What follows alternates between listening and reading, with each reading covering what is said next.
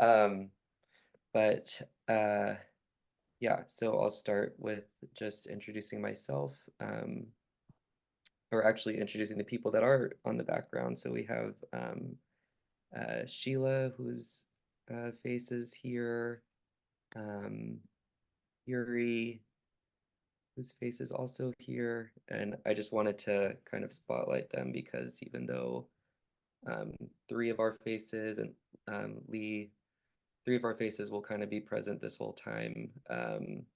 We've got a nice group of people that have been kind of coordinating to make sure all this comes together. So, and it's going to be running smoothly behind the scenes. Um, so thank you to them. Um, and yeah, just to start, my name is Rico. I'm a first year family medicine resident here in the Bay Area in California. Um, and I've been kind of involved in the war tax resistance community since 2005 um, through through the National War Tax Resistance Coordinating Committee, which Lincoln is heading now, and um, I'll pass it on to Lincoln, who will then pass it on to Howard. Sure. So, yeah, I've been a war tax resistor going back to 1998 and been involved with the National War Tax Resistance Coordinating Committee starting in 1999. And for the last 5.5 years, I've been the coordinator for that group and put together their newsletter and handle a lot of answering the technical questions. And I'm happy to be here. I'll hand it over to Howard. Oh, he, him pronouns, and I'm in what Milwaukee, located in Milwaukee, Wisconsin, uh, traditionally Potawatomi land.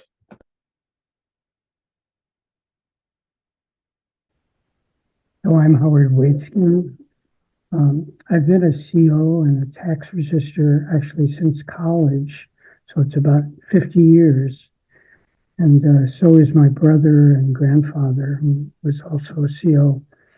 And I've worked as a primary care practitioner and teacher of internal medicine and primary care, mainly for underserved populations. Currently, I'm a so-called distinguished professor emeritus in health sciences and sociology at the University of New Mexico, and an adjunct professor of internal medicine at the University of Illinois. And I found that tax resistance, just to give a little introduction, is fun, safe, and actually transformative. It's also very helpful for mental health, at least for my mental health, given the moral contradiction between being a conscientious objector to war versus paying taxes for war. I'll just stop there.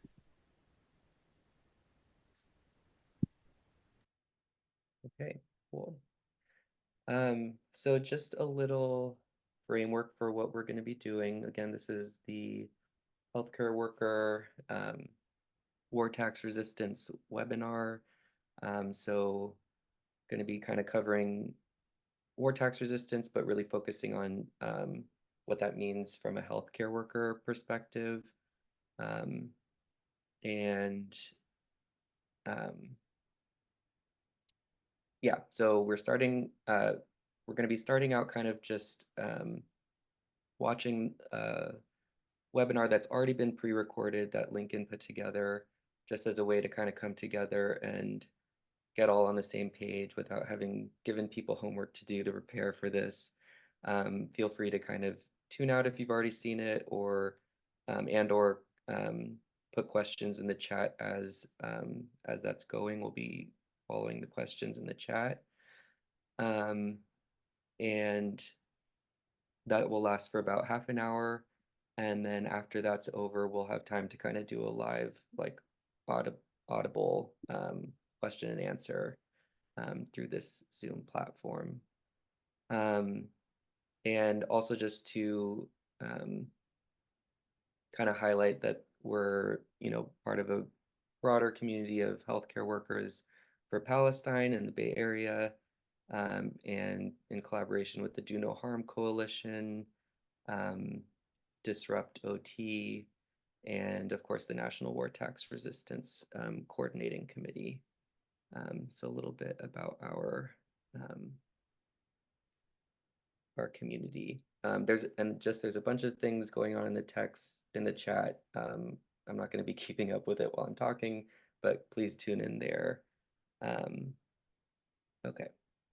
And also to kind of help with the framing, I put together some key points I felt, for me at least, what war tax resistance means in this day and age. And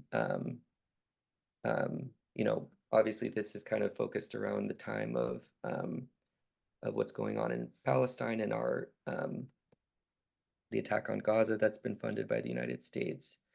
But this is not a new uh, movement, as you'll learn about in the webinar, in the pre-recorded webinar, and in our discussion.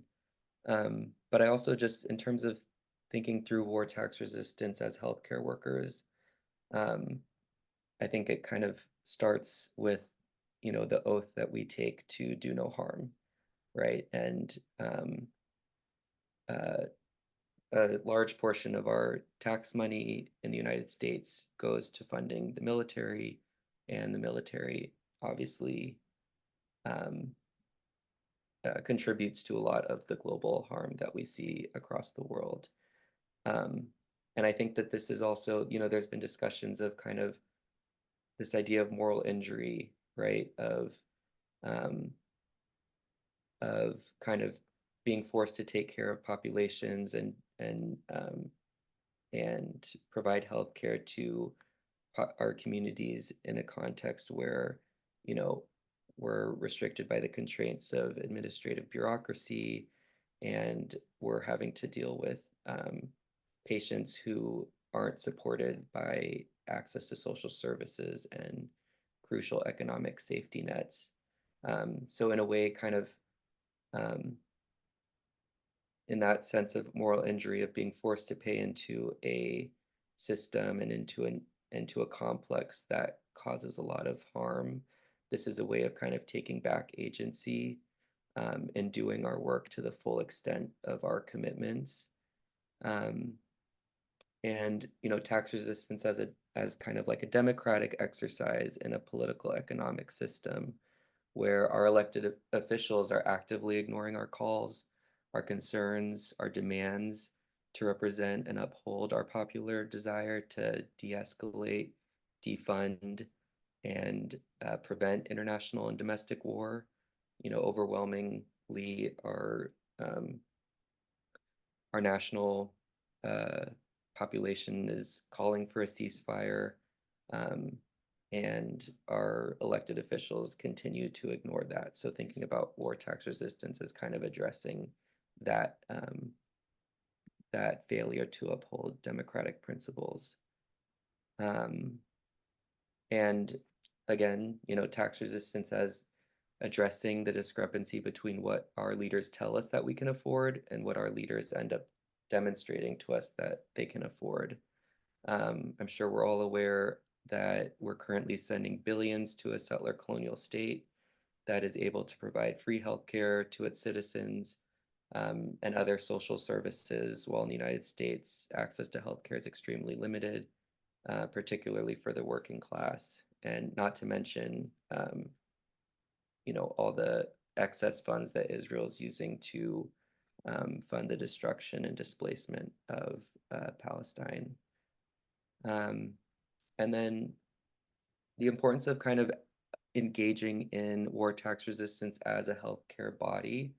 So thinking about what it means to resist as a collective, you know, reaching a critical mass where our government has to reckon with the reality that its constituents will no longer tolerate, you know, this sort of financial abuse and deceit around our country's adherence to the principles of taxes for the common social and political and economic well-being of our communities. You know, we are promised that our taxes are are to pay back into our society and to do our social and civic responsibility.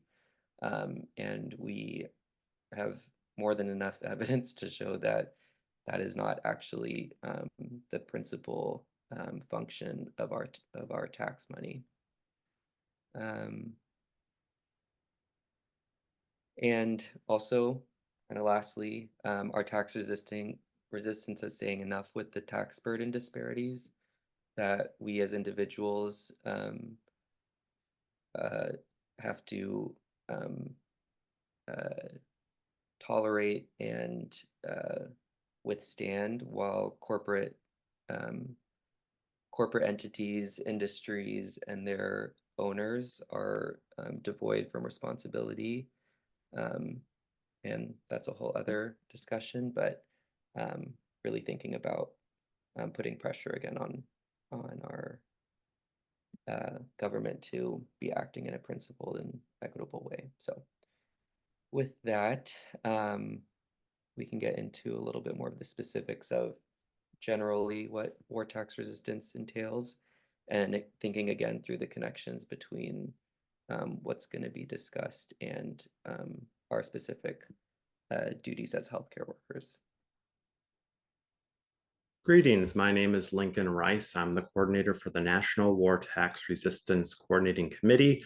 I've been a war tax resistor since 1998, and I've been the coordinator for NUTRIC since 2018. So this is our introduction to war tax resistance. The theme of this is We Won't Pay: War Tax Resistance and Resisting U.S. Militarism. So some important disclaimers. There definitely are some methods of war tax resistance that are illegal, they're against the law, and there could be consequences for doing so. So if you're practicing a method that's against the law, it's definitely an act of civil disobedience. We'll be going through what the law is, what's usually done in practice, but also realizing that the government could change how it implements these laws or how much it actually puts them into practice. So we're going to be sharing historical experience, realizing that things could change. We're not here to try to figure out how to cheat, fudge, or use gimmicks to avoid taxes. It's again more to let people know what their options are and the risks associated with those options if they practice war tax resistance. I happen to have a bachelor's degree in accounting, so I have a basic understanding of what, of the tax system and bookkeeping and those sorts of things, but I'm not a CPA or a financial advisor or a lawyer, though many of our resources have had input from a legal advisor to make sure we're correctly stating the law in certain instances. But again, we're here to share the decades of experience that war tax resistors have had in practicing war tax resistance. So NUTRIC, which we call our organization for short, the National War Tax Resistance Coordinating Committee, is a coalition of groups and individuals across the United States. We were founded in 1982 to support those refusing to pay taxes for war and violence. So I don't want to spend a lot of time at these intro slides. This is more some background, then we'll go into the methods, myths about war tax resistance, and then actual possible consequences. So as you can see here, the United States spends significantly more on its military than any other country in the world. Even in the United States, within its own budget for collected taxes, the US spends significant amounts of money on past and current military expenses. It usually hovers somewhere between 40 and 50% of the budget. This is put together each year by the War Resisters League, who takes time to look through the president's proposed budget and actually figures out where items belong in said budget. People resist for a number of reasons who are part of our movement. There's obviously the military budget, border militarization, federal prisons, the militarization of police. Here we have a tank that through the 1033 program, the US military gave to the Lakeland, Florida Police Department. There's torture and war crimes, the environment. The US military is the #1 institutional user of gas in the world, though climate agreements like the Paris Accord exempt military emissions from those accords. And then more recently, of course, the invasion of Gaza using US weapons. I'm not going to go through all of these again, but just to highlight a couple instances of war tax resistance. It seems if we have enough information about a society, we can probably find an instance of war tax resistance. So one of the earliest instances of war tax resistance in what we now call the United States goes back to the 17th century when an Algonquin tribe refused to pay taxes for a Dutch fort. More recently, when there was a military coup in Myanmar, otherwise known as Burma, in 2021, millions of people there refused to pay their utility bills as a public utility, and those funds were a great source of income for the military there. So people who resisted those utility bills, many of them had armed soldiers come into their homes demanding payment. So we'll see that the risks for war tax resistance in the United States are not as great as those people are facing in Myanmar. So there can be, depending on how one looks at war tax resistance, you could say, oh, there's lots of flexibility. I can look, based on my goals, risk tolerances, and values. It's not a cookie cutter type of thing. I can really fashion it to what I'm comfortable with for my situation. Others, if they wanted to look at it from the other perspective, could say, this is complicated because I can't just resist taxes like the person I already know who's doing it. So there's a lot of flexibility that can be an advantage, but also means a lot of thought needs to go into this before someone actually chooses a method that they're going to practice. So how do you resist military taxes for war? There's two kind of umbrella methods, which then there are, many variations below that. The illegal method, that civil disobedience, is you refuse to pay some or all of the income taxes you owe and then choose to file or not to file. So this, no matter how much you're refusing, is against the law. The only legal method is to earn less than the taxable income amount. This would be the legal method, just not to owe federal income taxes. So oftentimes that's based on the standard deduction. Standard deduction for a single person in 2024 is $14,600. For a married couple, it's $29,200. Head of household, it's $21,900. Though there could be other deductions or tax credits that could raise that limit and still allow you not to owe any federal income taxes. So if you're an employee and you might notice, well, my taxes are already taken out of my paycheck. There's nothing I can do about it. At the end of the year, I get a refund. So for these, there's the option of what we call W-4 resistance. So you may have a memory that on your first day of work or when you accepted a job offer that you were given a W-4.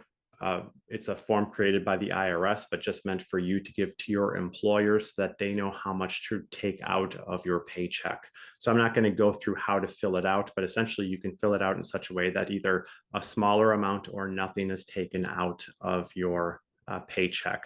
And so we have a website dedicated to this, nutric.org/W-4.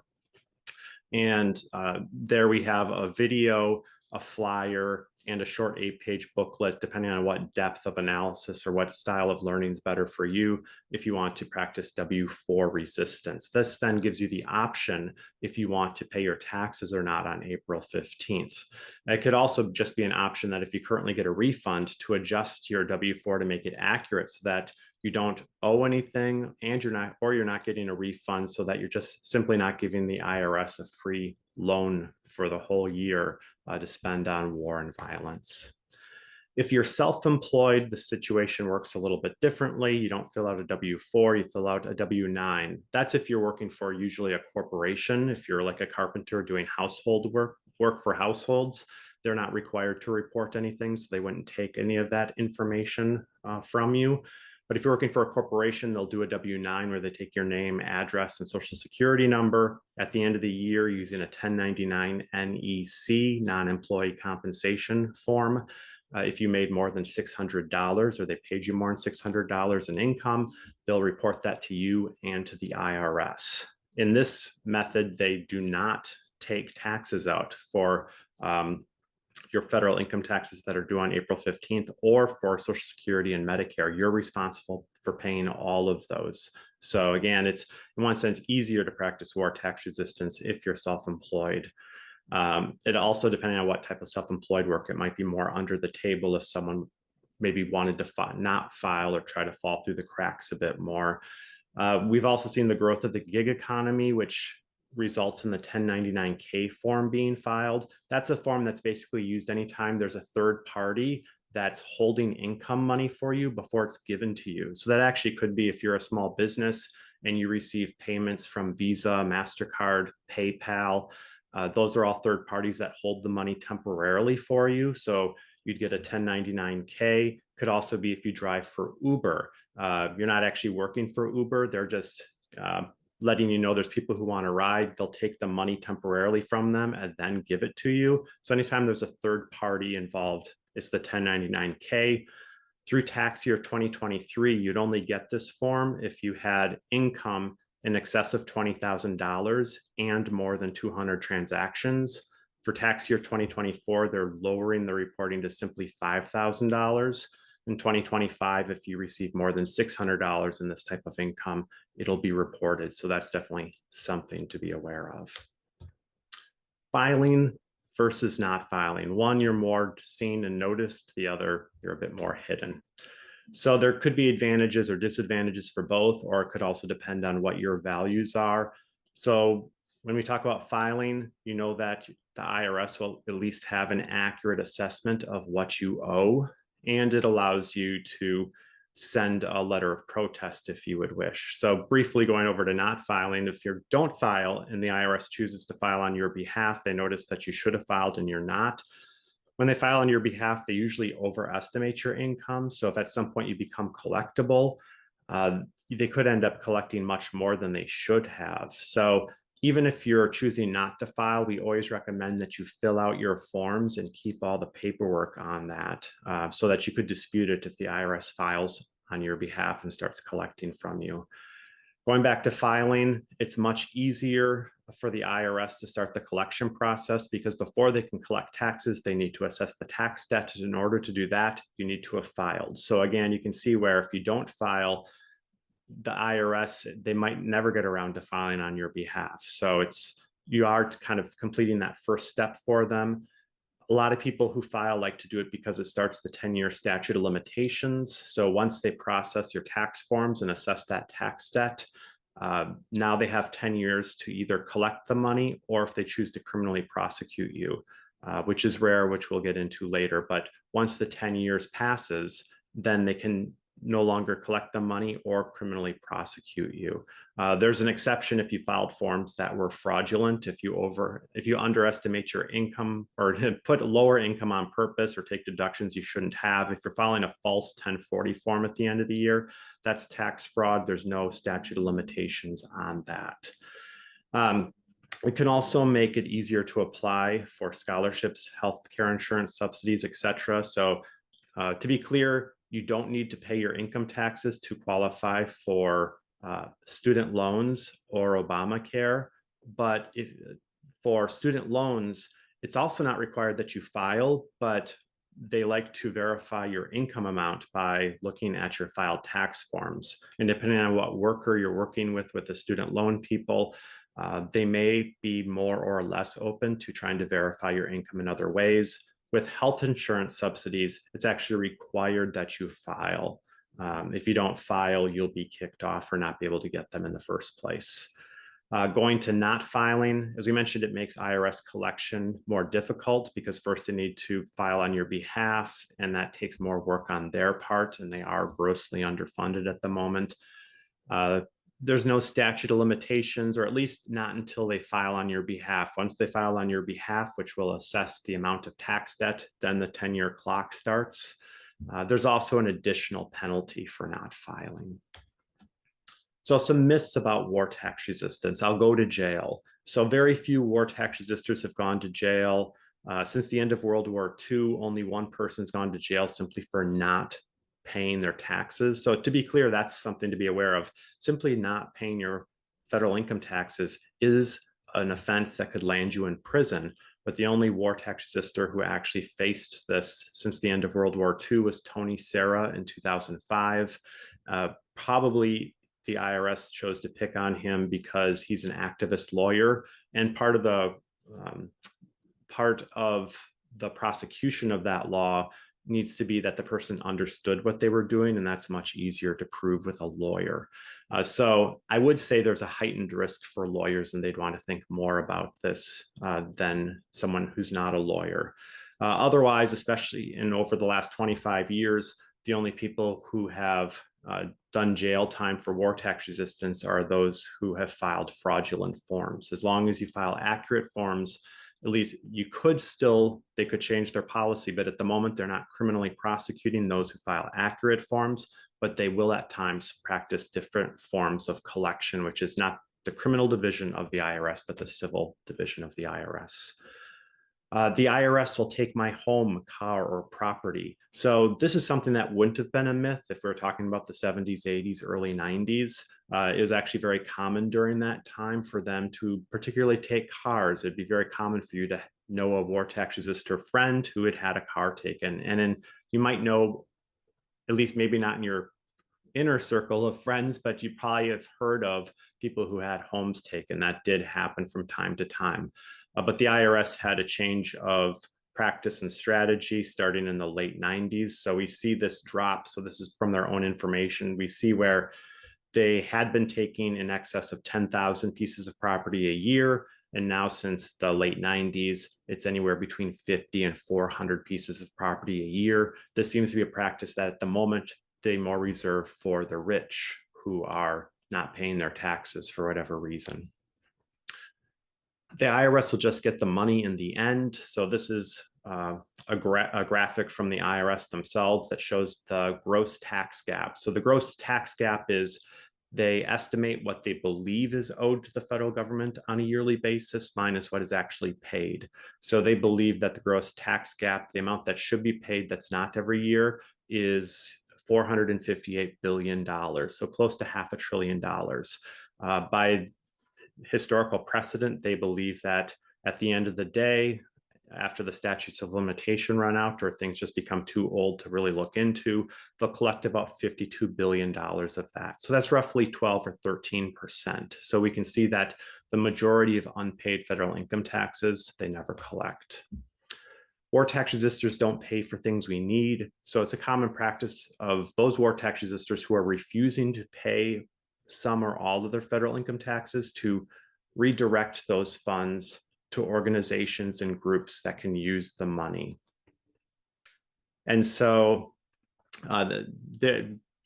we often do that as individuals, but there's also those who do it in larger groups, particularly in the San Francisco Bay Area and in the Boston area. There are what we call alternative funds that'll do kind of group direction. They accept applications from local organizations and groups working on a variety of issues of human need that they redirect funds. So things that they see as underfunded and not prioritized by the federal government. So what are the actual risks? So you could face a Social Security or wage garnishment. When it comes to a wage garnishment or perhaps a levy, if you're working, as a self-employed person, I often refer to these as the reverse lottery. It's not extremely common. I'll hear of a couple folks a year that either as a self-employed person, let's say they're doing work for some newspapers or some sort of corporation, they may receive a levy there, or a wage employee may receive a salary garnishment. So again, it's not common, but it does happen. Social Security garnishments, on the other hand, are very common for those receiving Social Security who owe a tax debt. I think because it's another federal agency, it's just much easier to process that and to get that in action. And so if they begin a Social Security garnishment, they normally take 15% of your Social Security every month. Bank seizures, also very rare, but if they know you have a bank account, either because of reported interest or previously you had paid taxes with a wire transfer from a bank account, then they'll know about it and may eventually get around to seizing bank funds. If you overpaid to your state, they may seize a state refund before you can get that back. Interest and penalties, a good rule of thumb is that no matter what amount you are refusing to resist in a given year, after 10 years, you'll see that amount double. So if you're resisting $100, it'll probably go up to $200. If you're resisting $1,000, it'll go up to about $2,000. So that's just so you know the risks associated if you happen to be collected upon right before the 10-year statute of limitations expired. We already talked about health insurance subsidies and student loans.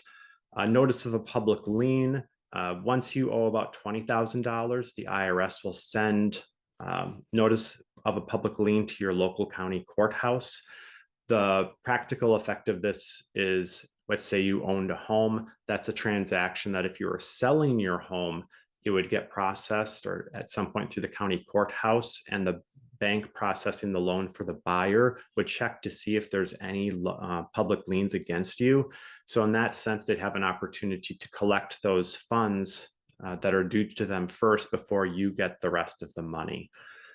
In the past, we also saw at the same time, they'd probably send a letter to crediting agencies, which could affect one's credit. But in recent years, they've been still good about the public liens, but they haven't been contacting crediting agencies. But again, that could change. And then there's the possible loss of a passport for debts over $62,000. So if you have what they call a seriously delinquent tax debt, if you currently have a passport, you can use it till it expires, but you won't be able to renew it. Or if you don't have one, you won't be able to receive a new passport. So this number goes up with inflation at $62,000 for 2024. It goes up $1,000 or more every year. But this is a law that went into effect in 2018. It's still uncertain if it's constitutional or not, but thus far it's held up in the lower courts and lower appeal courts. This is something that you may recall at the beginning of the Biden administration. There, as part of a larger bill, there was $80 billion approved for the IRS over 10 years. This would be a major windfall for them that would allow them to get back up to their budgeting and worker levels of about 10 years ago. They still weren't that effective 10 years ago, but at least they sent out a few more wage garnishments and bank levies and those sorts of things. So it helped them improve that a little bit. With some of the compromises between the Republican Congress and President Biden to raise the debt ceiling. We've seen this gutted during the Biden years. So whether they'll end up getting this money or not will largely depend on who's the president and who's in charge of Congress going forward. So lastly, Nutric has many resources on our website, materials of newsletters that come out every 2 months, blogs, interviews, tax day activities, gatherings, workshops. We also have a counselor list. So in about 35 states, we have folks who are war tax resistors who are volunteering their time and have undergone some additional training to be more aware of the entire landscape of war tax resistance, who are there to be called or emailed, that if you had a question, you could connect with someone locally and they could help you decide, what you're comfortable with and what method you're looking for that works best for you. So there'll be a link to that in the description. So Nutric, all of our resources are available for free. The only things we charge for are things that we send in the mail to essentially cover shipping and handling and the production of the materials in their paper format. But otherwise, everything that we produce is available for free, and we simply survive on donations. So you can, if you maybe aren't comfortable with war tax resistance but want to support us, feel free to go to our website and click the donate button. We appreciate it. It helps us keep everything up to date and available to folks. Then lastly, this will be available. You'll notice this in the description to this video, but we have our website again, the W4 page, our counselor contact list, link to sign up for our newsletter. And then there's also lastly, the tax penalty fund. So this is a fund, we host their website, but they're a separate group from Nutric. They're a group of war tax resistors who are essentially a mutual aid society. So they're there that if someone is collected upon, they're one of the unlucky few. They don't reimburse for the amount for the principal on the tax, but for the penalties and interest, which can be, that extra hit that you may have to deal with if you happen to be collected upon. Those penalties and interest, they'll essentially pass the hat and are able to reimburse usually for the entire amount of interest and penalties collected. So they're a resource that are available to us. And even though war tax resistance is a very private decision tailored to what we are comfortable with, we are here to support each other. I think that's what Nutric is for, but also the Tax Penalty Fund puts that in a very active format when it comes to even supporting each other financially. So again, thank you for taking the time to watch this video, learn more about war tax resistance, and hopefully these resources can help you make an accurate decision about where you'd like to go from here. Okay, one thing I just wanted to also reiterate before getting into the Q&A, the verbal Q&A that will be an extension of the written Q&A that we've already started, is just to mention, you know, there are so many ways to engage in war tax resistance. And I think in another video that you'll probably get a link to at some point from Nutric, is that there are as many ways to engage in war tax resistance as there are war tax resistors. So anything from including a letter in filing your taxes. Some people have actually paid their taxes like on a coffin that they turned, like a check that they created from a coffin, or and then, you know, a symbolic withholding of like $5 to also, you know, of course, withholding or redirecting any tax that would otherwise, or any money that would otherwise go to the IRS. So, and then also supporting Nutric and engaging in mutual aid, and just the principles of what, making sure that we're adhering to the principles of what tax is supposed to function as in a democratic society. Okay, so we definitely got one question that we can start with, and that didn't make it into the Q&A, which is that this person said that they've gotten threats from the IRS about a lien on personal property if I didn't pay the difference between what I owed and the amount that they assessed. So I do think that they still seize personal property if cash is not presented. And maybe Lincoln can. Sure. So yeah, the IRS, as I noted during the presentation, they love to send automated letters because that's how they get most of the money that's not paid on time. 50% of all past due tax debt is collected just because they send a letter. And the first letter is a letter that essentially says, hey, you didn't pay.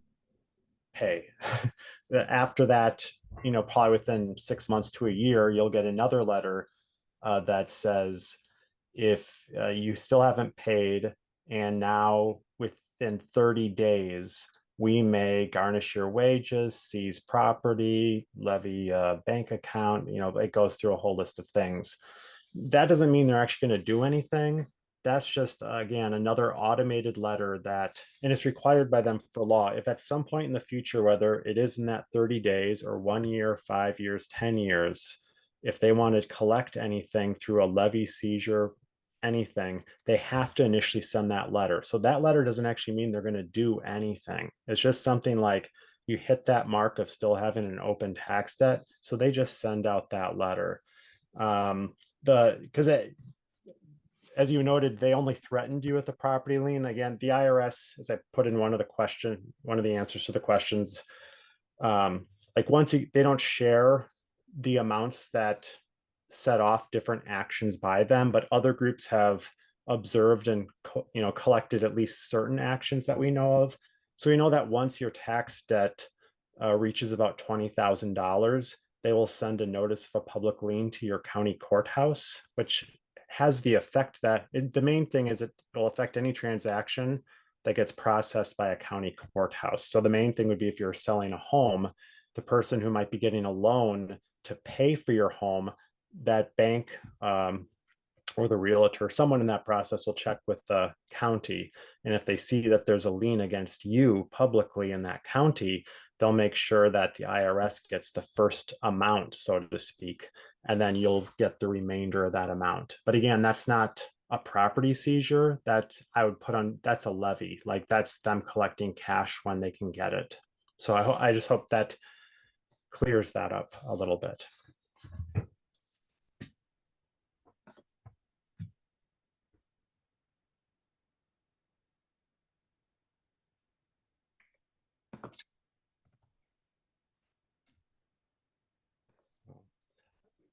At this point, I'm not sure if it'd be more helpful to just answer questions that I see in the chat instead of, doesn't necessarily make sense to be typing them.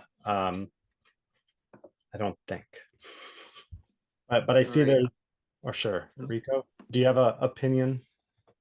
I have a technical difficulty, so I'm going to be working on that. Okay.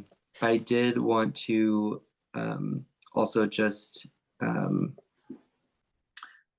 yeah, we can move to not doing question and answer in the chat. I may pull some questions from what has already been answered into our live discussion, but I can work on that. So Lincoln, if you could address, or Lincoln and Howard, if you guys could address the Q&A text box while I get my tech figured out, that'd be Sure. great. Okay. Definitely. So I see the first question there is, do you have to tell your employer? I would actually, unless you're on very good, close terms with your employer, I wouldn't recommend sharing it with your employer, especially if you've filled out what we call an inflated W-4, so that stuff should be taken out, but nothing is. Your employer may or may not know this, but at least by federal law, if they know that an employee is submitting an inflated W-4, they're supposed to tell the IRS and then, get advice. And it probably would be told by the IRS to adjust your W-4 so that it's actually appropriate. So again, you're really putting your employer in a position if you tell them what you're doing. I mean, especially, I guess, the people who would handle that in human resources or payroll.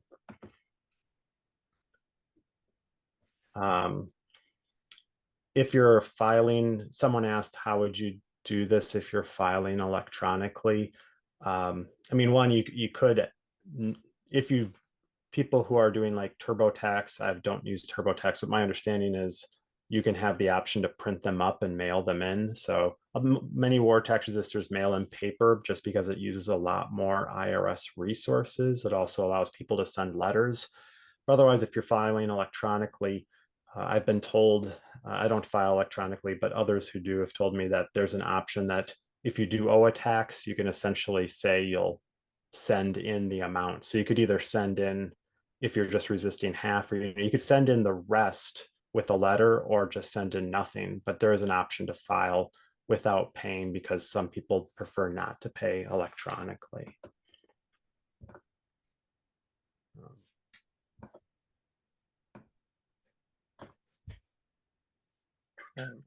Okay, now I'm back. However, I don't see any of the old Q&As. So if there are, I have two questions that I'd like to ask at some point, so we can I do want to make sure to circle back into some healthcare worker specifics before we end. So if there's any Q&As that I missed that are either address that or that seem particularly pertinent, let's go ahead and answer those first, and then we can bounce back to me and I'll ask my questions. Sure, there's 4 open Q&As right now. The next one is, how do you know the half that you withhold actually doesn't go to the military? Well, they just use the half you give to the military. So that's correct. That'd be the reason that many folks who are like some war tax resistors, again, it depends on what your values are and what you're comfortable with, but the war tax resistors who refuse to pay 100% of their taxes and redirect them to something else, it's because they know half of whatever they send will be used for the military. Another question, I didn't file taxes for 2020 and have already received 2 letters from the Franchise Tax Board of California. I need to talk to someone because I don't understand what to do. I know someone had asked in the chat about state tax resistance, and we don't provide assistance on that. There could be legitimate reasons in different states for resisting. But it's also just every state, I know not every state has income taxes, but of the, I think 30 plus that do, it's different. The risks are different. The laws are different. The tax, like everything's just different. So we'd have to have like 50 or 35 extra websites for every situation. But as I put in my answer for that, also, it's something to be much more cautious about. State, as opposed to the federal IRS, state revenue offices are very well funded and very much more aggressive. You're much more willing to face jail time. I know when I was doing some volunteer work a number of years ago and didn't work for 3 years, and then I refiled again, the federal IRS didn't blink when I started filing and not paying about the 3 years that I never filed and didn't work. But in Wisconsin, I got very threatening letters from the state of Wisconsin, and I needed, in order to rectify it, I needed to send them notarized letters where I stated that I didn't work because I was volunteering, and I needed to give a detailed explanation of why I didn't file and why I didn't owe. Otherwise, they already had put in the letter, like they estimated I owed this much, even though they had no record of my earnings. So again, I only go into a little bit of detail in that example because states are aggressive. So I think you're right to be concerned, and I would talk to someone who's knowledgeable about California state income taxes. Okay, I'm gonna take a stab here at a question. So as you know, we've got Howard here, who is a war tax resistor, faculty in the College of Medicine, physician, longtime public health activist. And we've linked to a piece that he published in the Counterpunch that you all can read at your own time or on your own time. But I wanted to take a minute to ask Howard if you could kind of let us know 2 or 3 of the main messages that healthcare workers can take away from your article, for those that haven't read it yet. Sure. Can you hear me okay? Yep, we can hear you. Okay. So I really appreciate the invitation to talk today. It's very gratifying to see the folks participating. So the first theme is that, as health workers, we try to do no harm, but actually consenting to war taxes does a lot of harm. And that's a fundamental issue. Also, I just wanted to argue, as I do in the article, that preventive medicine is essential for this problem. And it's going to the root of the problem to prevent the horrors of war. And one key method is refusing to pay for war. And then I also wanted to stress militarism, like most of our other big problems today, continue because we consent to them. And so the issue of consent, because of a variety of reasons, inconvenience, fear, etc., actually the consent continues the cycle of militarism funded by taxes. That's why I stop there. Okay. And then also just wanted to highlight another resource that's going to be available is a video between Lincoln, an interview between Lincoln and a family physician, a longtime war tax resistant family physician that will also be available. And along those lines, Lincoln, you've engaged in resistance and mobilization alongside many healthcare workers over the years, including with this family physician. What is the power, in your point of view, of having healthcare workers in particular engage in tax resistance ourselves and vocally mobilizing around tax resistance? I think there's,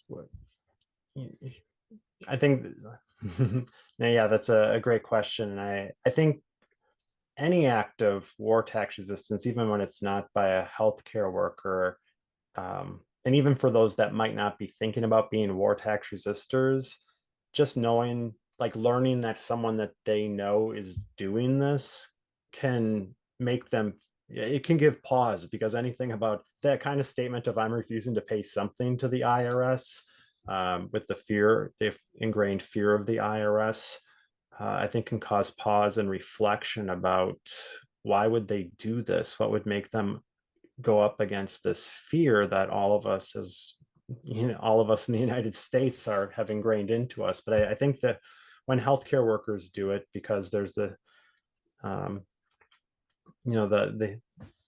the vocation of healing, and this notion of not doing harm, I think that can add, some credence to this, where granted, most war tax resistors I know are what I would call quote unquote normal people, the people that are, might be running just their own small business, their own shop, or they might be, working as a social worker, or, so many just regular jobs. It's not like it's most of the war tax resistors I know do not belong to, communes, or as when Republicans, well, I don't want to get on that side. I know in the state of Wisconsin, when there were some protests here, our governor of one denomination, state, well, these are just all out of state one, that's all they do. They're just, they're protesters by profession. But I didn't think that was true of the protesters at that time, but I also don't think it's true of war tax resistors. They're usually just people who, many tracks of life. But I think the healthcare profession itself adds even more pause for reflection, because it can really go along with what do we mean by leading lives that are leading towards healing and reconciliation. And I wanted to also just highlight or stress, Howard's article. If you haven't read it, I felt it was really compelling too, just in terms of like the current moment and the current our current funding towards the Israeli military, just about his global health work and how treating refugees and migrants as his like patient population, and their specific ailments and conditions, how they were directly tied to the harms that Israel and U.S. military bodies enacted on his patient community and population. So I just think that's the history, going back to U.S. and Israeli involvement in Latin American wars and dictatorships, and the impacts on the patients that he has been serving in global health context. So I do also want to highlight another question for Howard. If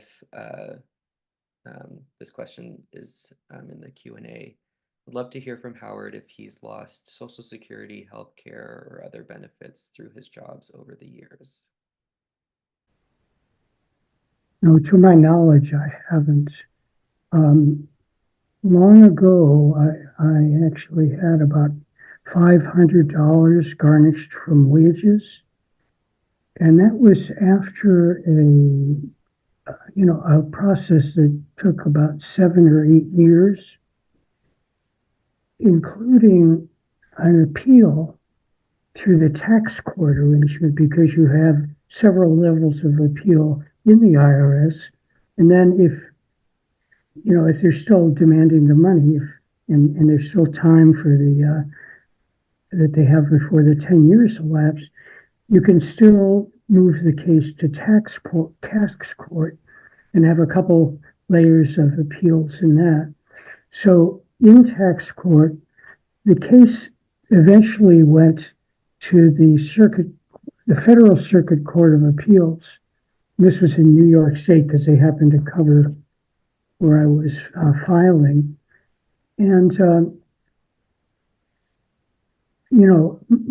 the person I was working with was a friend in a law co-op who wrote a really great draft saying that the requirement for a certified conscientious objector to war, the requirement to pay war taxes for war, was unjust and unconstitutional.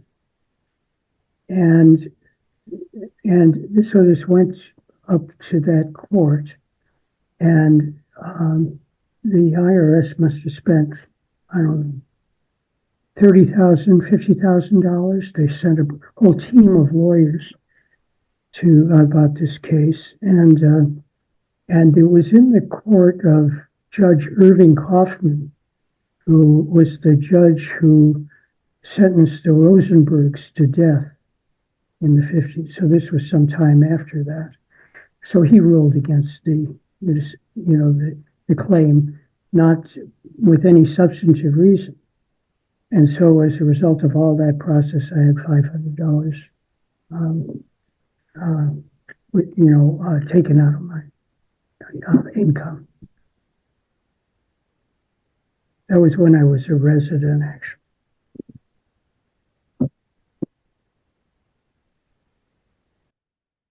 Can I get to a time check with Yuri of how much longer we had allotted? Well, we'd like to ask the three of you if you all would mind staying a few more minutes to answer other questions in the Q&A. We still have quite a few questions open. Fantastic, thank you.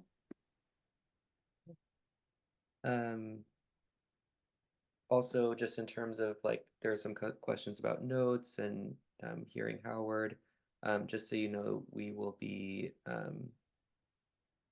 I guess this affects the live caption, but we're going to be sending out to all the panelists notes and maybe a version of the recording of this. So hopefully this will be accessible later too. A question that we have also is, do you think it would be helpful for us to do a mass mobilization to withhold some amount and or send letters as healthcare workers collectively with the same letter?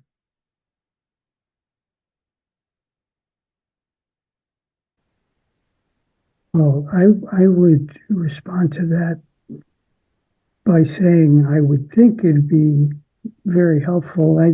I think it would be unprecedented to my knowledge that an organized group of health workers would say we're all resisting war taxes.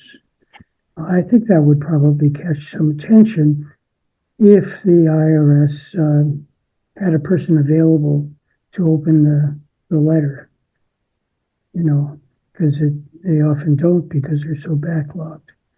So that would be an answer just as a guess. I don't know that there would be a specific effect, but I'd be optimistic. Yeah, I would just say I kind of mentioned this in the intro too, like, yeah, how powerful it would be, especially in this, setting where healthcare workers are supposed to have a different kind of status after COVID, and the kind of ways that our profession has been popularly associated with like being self-sacrificing and putting community health above everything else, even their own well-being, for us as healthcare workers with that kind of reputation to come together and engage in this sort of movement, I think would be very powerful, and would also help with anybody who ended up having the IRS kind of come after them, because we'd have more of a community to anchor onto that's more specific than just other people of conscious, but specifically like healthcare workers of conscious. So they're just also addressing, there's a lot of questions about potentially putting taxes into an escrow and telling the IRS that they'll pay their taxes once the US stops funding war, if that kind of changes the legality behind, would affect legality of war, engaging in war tax resistance using this method. And so I guess the idea behind having a follow-up session would be kind of to get more into nitty-gritty details, like a kind of tax clinic, if you will. I'm going to. I could at least, since people asked that a couple times, I mean, there are people I know that do that, but it doesn't change the legality of it. It is still definitely an illegal action, and it doesn't, change any consequences or actions by the IRS. It's just some people prefer to do it that way, so it's very kind of cut and dry. It's easier to keep track of where those funds are, and yeah, but it doesn't change anything legally.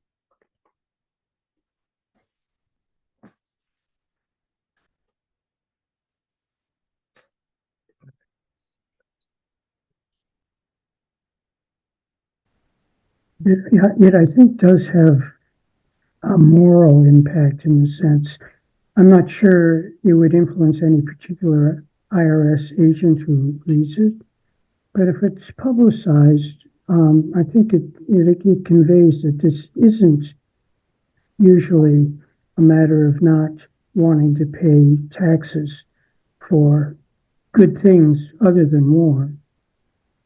So a lot, part of this has a symbolic effect of not consenting to war and militarism. So I just wanted to mention that as well. Okay. I do have a question that was directed to me as a even though I'm moderating, but it was if, as a current medical student applying into family medicine residency, do I feel like my fellow residents are open to war tax resistance, if I'm able to talk about it with my colleagues and urging them to engage. So I'm not a medical student anymore.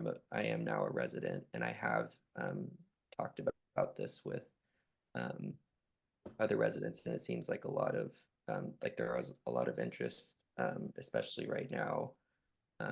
There's a group of residents organizing across the country who are in communication with one another about, being a resident during this iteration of the genocide against Gaza, what it means to be in hospitals where we're made to be silent or not speak up or not promote, advocate for a ceasefire, and that looking for different avenues to engage in resistance that can extend beyond the bounds of a hospital walls.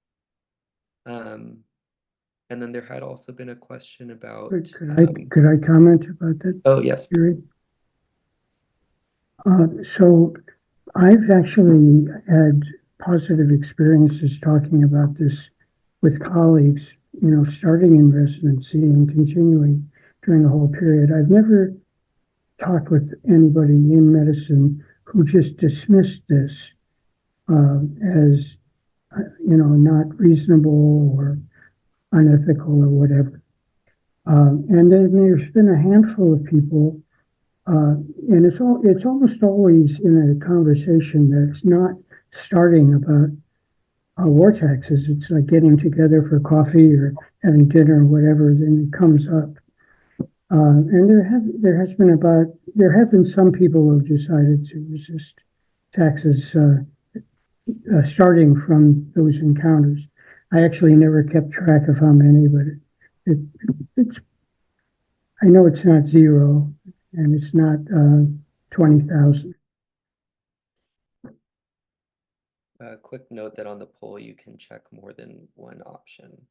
So, and then there was two questions that I think are somewhat somehow related in terms of kind of engaging in. So okay, one of them is working as a traveler considered a way like a nurse traveler or well, yeah, nurse traveler, for example, considered a way to resist tax as most of the income is non-taxable. Most of the income is considered stipends and reimbursement for things like housing. Would that be the way to kind of avoid paying into war taxes? I'm not familiar. Maybe I don't know if Howard can speak to that. I'm not familiar with that type of position at all, but my assumption as a layperson in that would be, is that enough to live on? Normally, what you get paid, at least when I've been reimbursed for travel types of things, it's usually, you know, covers only my basic expenses. It doesn't cover anything else.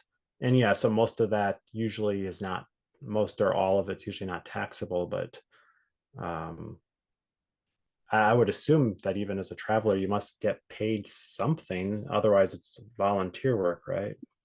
I think that the majority, so like as far as I understand, some of your income goes towards paying for your housing where you live and then housing where you're traveling to. And then the the hourly rate that you actually get paid for doing the work is ends up being less than the sum of that other money that then is non-taxable. So it's a bit different of a like travel reimbursement than other people get paid when they travel for work. Because people will be like when they do travel work, they'll be in a place for like 3 months on end, versus just kind of you know going somewhere for a week and then coming back. But basically, if I guess the idea is that if you're making non-taxable income, that kind of would maybe parallel with the idea of like making under the poverty line where you would end up not owing. So I guess the main thing is kind of putting you in a position where you're not owing is is a way to engage in war tax resistance. And then the question also of if you make enough like tax deductible donations, can you engage in war tax resistance that way? I would say normally not, particularly if you're an employee.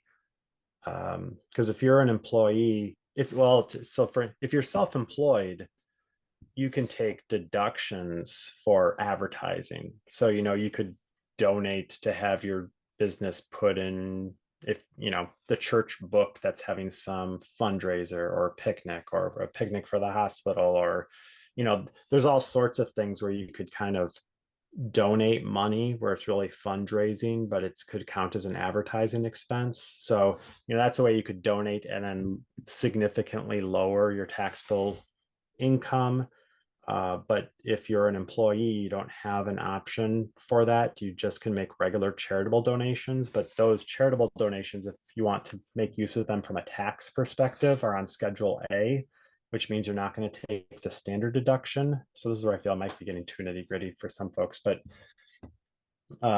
you know, so most people who don't take the standard deduction and file Schedule A where charitable deductions are listed, it's because they also bought a home, and it's because their interest on their home loan is also on Schedule A, which is high enough to make it surpass the standard deduction. And then to add to that, as I recall, most recently, on that form, you get about a fifth, like for every $100 you donate, it lowers your taxable income by $50. So it's not a 1-for-1. So again, if you're self-employed and you gave $100 for the picnic as an advertisement, you get $100 deduction for your $100 donation. If you're taking it on a Schedule A as an employee, you only get a 50% kind of deduction on everything you donate. So it becomes almost impossible, I would say, to lower your taxable income to the point where you could still live and not owe anything. Well, I could add that I actually found it as a result of advice from, my accountant. By the way, I could mention that in my experience, accountants love to do this type of work. I was expecting the opposite, but I've never had a bad experience with an accountant. And my current accountant actually advised me to file that I have a small business. And so I actually did use deductions for the business in the way that you're asking about. So I think it really depends on the individual situation, and it's helpful to get advice. And I think Howard actually has access, has shared an article that, or a resource that we can also share out that, a lot of businesses, large corporations have many methods that they use to decrease their tax burden and not, to decrease their tax burden. And I think that it's important for us to understand that we also have access to those methods, and should use them. There's no reason why billion-dollar companies should be able to have less of a tax burden than the average, healthcare worker, for example. Let me just add to that. Yeah. One of my accountants actually said at one point, you could withhold more from the IRS for this purpose if you just filed in the usual way and used the legal loopholes that are available. And, which is interesting. It's related to why a large number of our major corporations pay no taxes or a very small percentage of taxes relative to earnings. So it's an interesting thing to think about. I've never gone that direction because I wanted to make a statement and at least hopefully be honest and maybe of some influence. I will also, there's a couple questions just about like the logistics of war tax resisting in the Q&A. Essentially, if you have any money that you owe to taxes to the IRS, you can resist. So one of the ways to put yourself in a position where you owe rather than have had your employer or the IRS withhold is by filing dependents or exemptions that allow you to not have tax withholding. If you have had taxes already withheld and then you go through the tax process preparing for filing and you notice that there's actually more money that you owe to the IRS versus money that you would get in a refund, that money that you owe to the IRS, you can resist. You can't resist once the IRS has withheld money from you. So for people in the current tax season that during the fiscal year of 2023 did not claim exempt or claim dependents that allowed them to avoid having taxes withheld, that money has been, like, we'll sometimes call it like seized already, and is not available to be to resist. So yeah, I'll just add on that'd be W-4 resistance, and this is where I can tell that RICO has a longer history as a war tax resistor because they totally revamped the W-4 in 2020. So again, you want to take more deductions. Under the old system, you'd put in a number that could represent dependents and or health expenses or a lot of different things. You'd put in a number like 5 or 6, but now it's you don't put dependents, you don't put any of that. So just to be clear, there's a line 4B. And again, if you go to our website, nutric.org/W-4, or just Google Nutric and W-4, we explain how you can inflate your W-4 if you want to, so that you have the choice to pay at the end of the year, or at least file a correct one so that you're not giving the IRS a free loan. Thank Yeah, you. I just want to say that I have used the W-4 method to deal with the problem of withholding, and that's been like throughout my career. So I would recommend for those of you who are salaried, if you decide to do some more tax resistance, that you do look into the W-4 process. Also to mention, you should definitely keep track of where you are redirecting your taxes to. I think that that's often something that people will include in the letter. Like, I owed this much money, and this is where I directed that money, whether it was to a local public school or, public social services, to kind of demonstrate that you're still engaging in the principles of taxes, but you can, in good conscience, have your income or your earnings go towards funding military and causing harm. Is there any question? Nutrix has a bunch of very helpful letters that previous people have sent that can be used to model that if a person's interested. I see there's a note from some of our other organizers of the session to maybe do maybe a little lightning round through the technical questions, which I'd be happy to. So there's a question. I work for someone who sent a 1099 to the IRS and to me. How do I calculate how much I should pay to Social Security and how much to Medicare?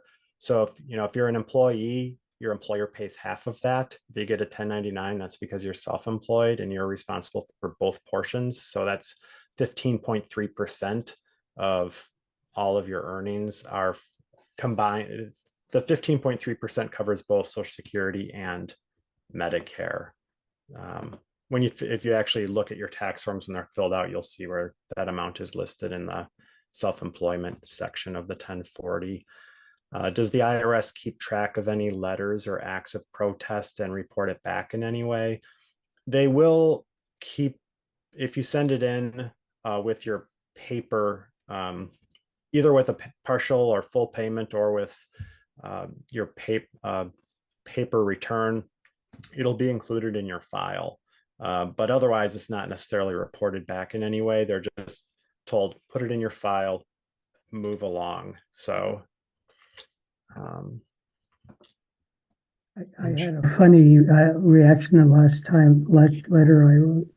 The IRS wrote back, the usual letter about what I owe, and specifically said, for the other things you raised in the letter, we don't understand it. We can't process it.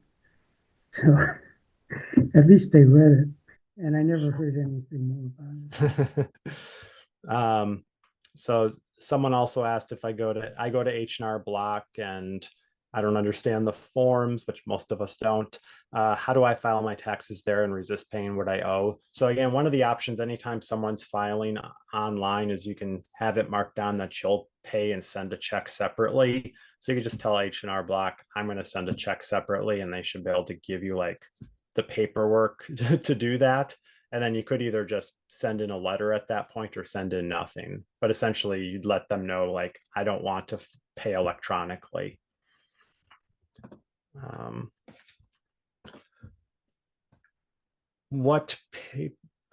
Can you, Lincoln, there's a bunch of kind of clarifications around the terminology of decreasing tax burden versus war tax resistance. I think that's actually important, and an error on my part.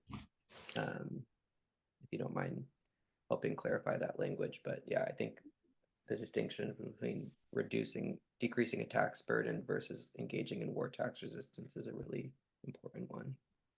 Yeah, so yeah, definitely. So for some folks, I mean, they can go hand in hand, but they're not always the same thing.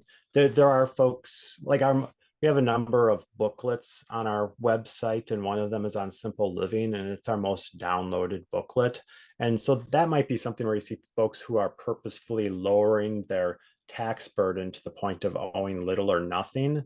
But it usually also goes along with the philosophy of having a smaller carbon footprint, so it brings together a number of their values. But again, decreasing the tax burden may or may not be an option, or may not be something that someone's interested in who's also practicing war tax resistance. So again, they can go together, but they can also be exclusive.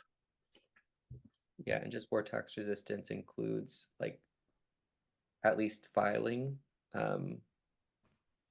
So in the action of filing, or doesn't include at least filing, but one of like the main ways of engaging war tax resistance is in the process of any kind of filing, including some kind of communication and letter about, about resistance to taxes and war tax.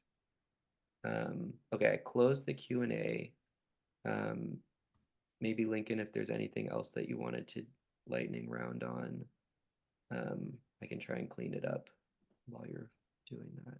Sure, good. I know someone asked a question about the counselors. Maybe I'll just put that link back there, or I'm unclear if their question was maybe they're in a state where there are not counselors.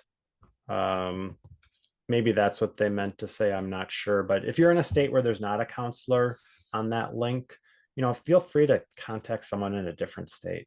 It's fine. The people there, again, they're just happy to touch base with anyone and help them figure things out in their own situation.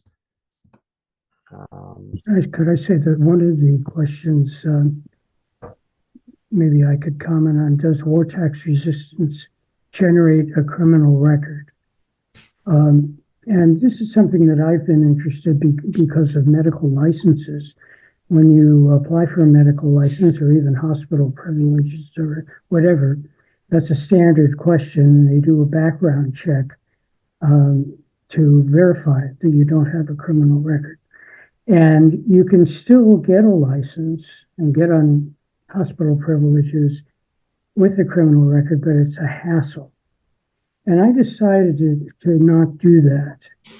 And it enlightened me that even if I follow the resistance through all of the appeals levels and all of the tax court levels, and they garnish my wages, that isn't illegal in the sense of generating a criminal record.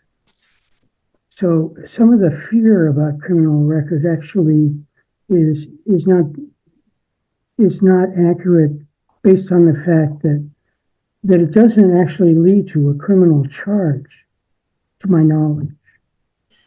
At least that's what I and a few others have found. Yeah, so there are two divisions. You could say generally there's two divisions to the IRS. There's what we call a civil division, and they're working on collection. If you receive a bank levy, a wage garnishment, any of those, even a house seizure, that's all with the civil arm. They have a specific arm that actually deals with criminal prosecution, and that's totally different. So if you received a summons, that could be from the criminal division.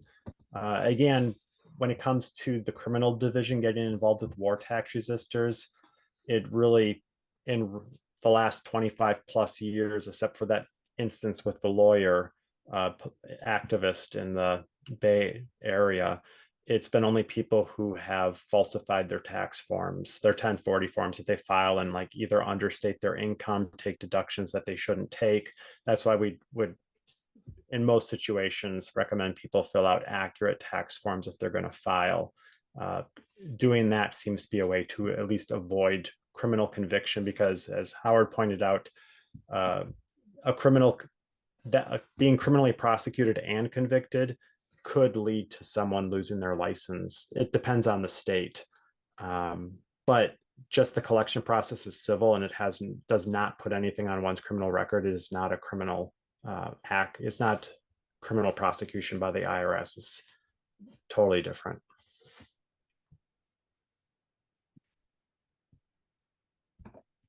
Okay. Howard, anything else you want to tackle, or looking to wrap it up and respect people's time? But there's still some good questions. There's an infinite amount of good questions. So Well, are you good, Lincoln? one of the preparing questions that you ask are there sister strategies to war tax resistance that healthcare workers can also use to divest and defund genocide and oppression? And so, I would just answer to that resistance is an important part, but not the only part of moving beyond our very injurious global political economic system of racial capitalism to an economy based on solidarity, mutual aid, and sustainability. So based on that, I do a lot of work with the solidarity economy and mutual aid, and I use essentially all of the money I don't pay as war tax to support local efforts in developing housing, food, and so forth. So that's another thing to consider, because war tax resistance actually can have a broader effect than just the act of resisting. All right. Sounds good. We are going to end the session here. We thank you all for participating and attending, and are just very thankful for even engaging in this conversation and thinking critically about where our money's going and what we're inherently funding when we don't question